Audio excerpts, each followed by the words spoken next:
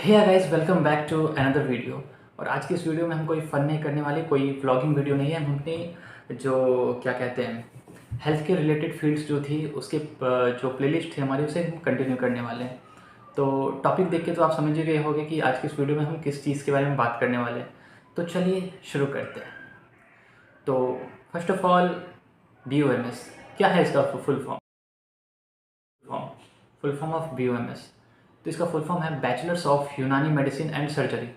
अब इस चीज़ से आप ये तो समझ ही गए होंगे कि इस कोर्स का जो रिलेशन है वो यूनानी मेडिकल सिस्टम के साथ है। अब हम जानते हैं इसका ओरिजिनेशन कहाँ हुआ था।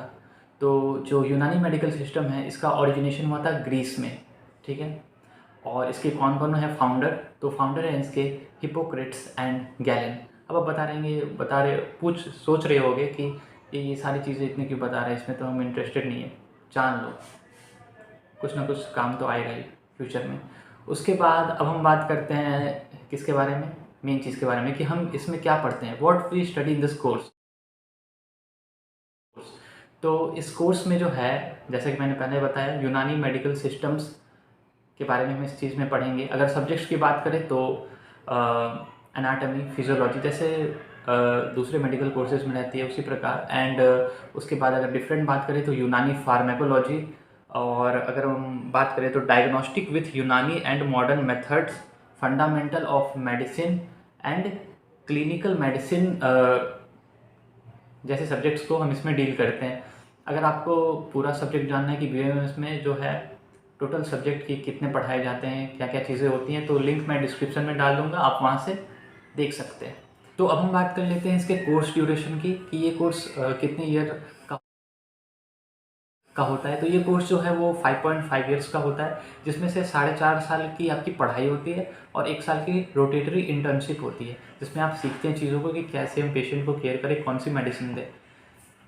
तो अब हम बात कर लेते हैं कि एलिजिबिलिटी क्राइटेरिया क्या है इस कोर्स में एनरोल करने की।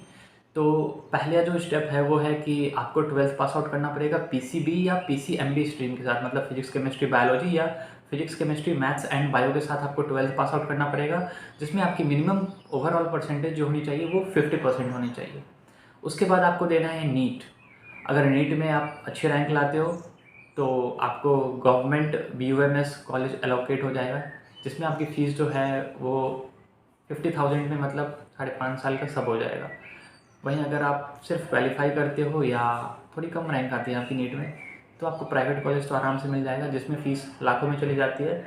और बहुत ज़्यादा चली गई तो 6,50,000 मैक्सिमम फ़ीस है इसकी, उससे ज़्यादा फ़ीस तो नहीं लगने वाला। तो फ़ीस इसकी उतनी ज़्यादा नहीं है।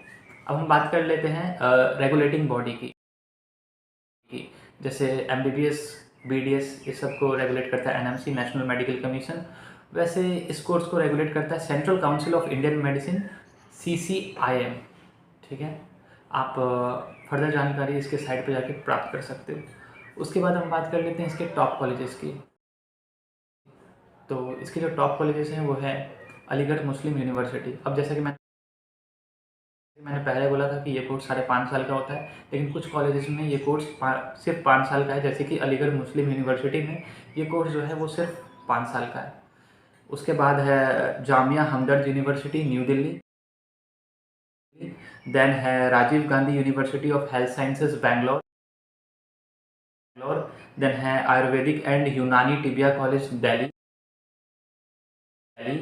एंड उसके बाद है national institute of Indian medicine Bangalore. ये टॉप कॉलेजेस हैं BOMS कोर्स को करने के लिए इंडिया में।